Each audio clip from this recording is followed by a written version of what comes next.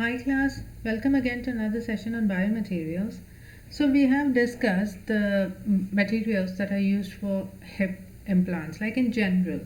Suppose you are given a task, you choose a career in biomaterials in the future and work for some orthopedic company, and then you are given the task to actually choose the material to design a hip prosthesis. Then what are you gonna do?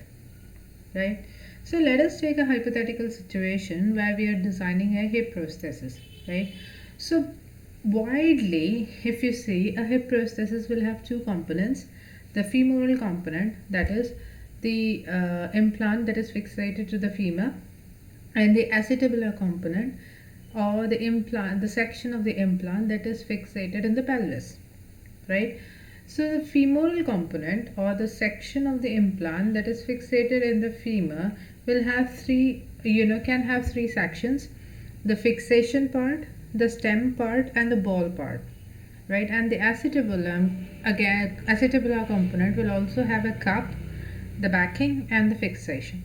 So let us look into an example from the textbook on how they have done it, right? This was taken from Joseph T. Bronzino on June Park, biomaterials by Bronzino and Park, right? So this was an example. So they have separated. Hang on, let us just take a laser pointer out so that we exactly follow what I'm trying to say. So you have the femoral component and you have the acetabular component, right? So the femoral component will have fixation, stem, and ball, like we discussed, and the acetabular component will discuss about the cup, the backing, and the fixation, right? So for femoral component, or the part of the implant that is fixated in the femur, for fixation's sake, you use PMMA, which is polymethyl methacrylate, or bone ingrowth promoting material, or press fitting material. These are the three types of cement kind of material that is used to fixate your implant. The stem can either be cobalt chromium alloy or titanium alloy, right? So now the ball is something, ball cannot be made of titanium, because titanium wears off very easily, right? So it is very, very delicate in that from that point of view. The titanium alloy is very, very delicate. Like it is a really bad idea to use the ball made up of titanium. So instead of titanium, we have alumina that we can use. We have cobalt chromium alloys that we can use for ball, or we have zirconia. So whether the stem is made up of cobalt chromium alloy or titanium alloy, you can choose any one of these to be for the ball.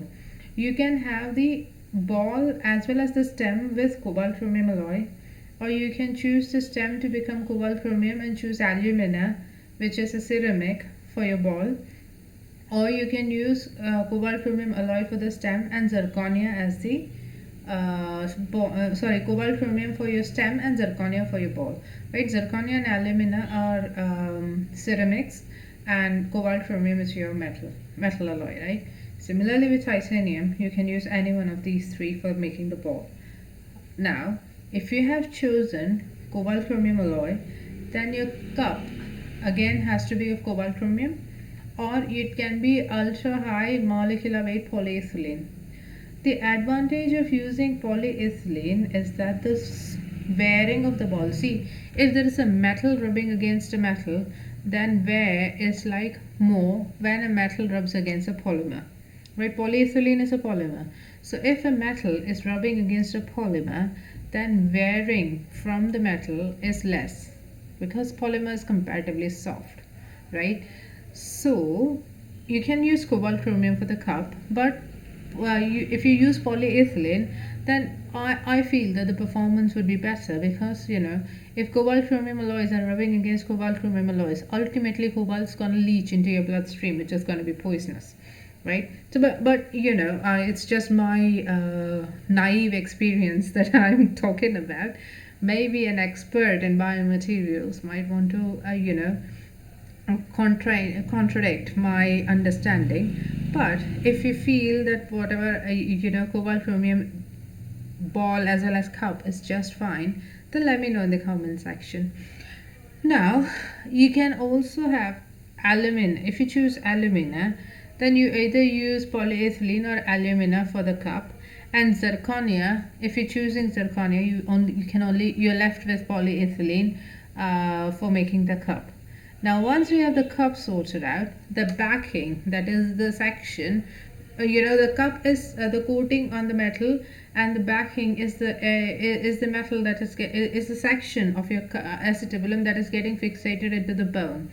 So that can be either a metal, or it can be, it can be just the cup itself, right? Either you have a cover of metal which is interfacing between the cup and the bone, or you can just directly place the cup. It's up to you. If you're choosing alumina, you don't need a backing at all.